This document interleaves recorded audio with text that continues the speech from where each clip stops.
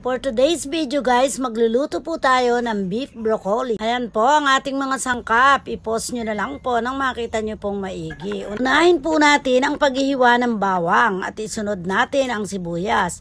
At hiwa-hiwain na rin po natin ang ating broccoli. Mas marami po, mas masarap. Ngayon po ay timplahan na po natin ang ating baka.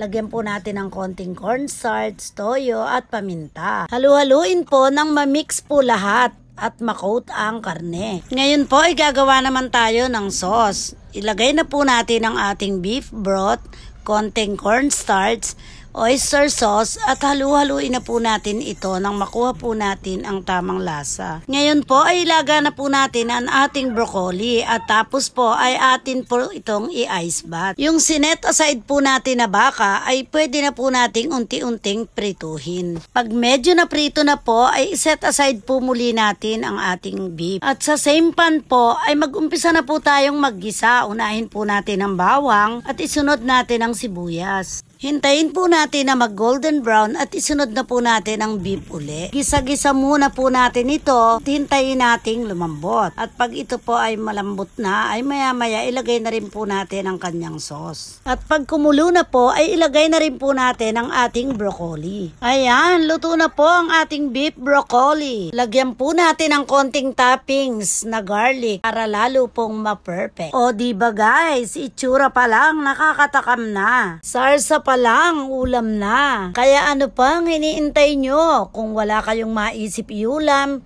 try nyo po ang beef broccoli.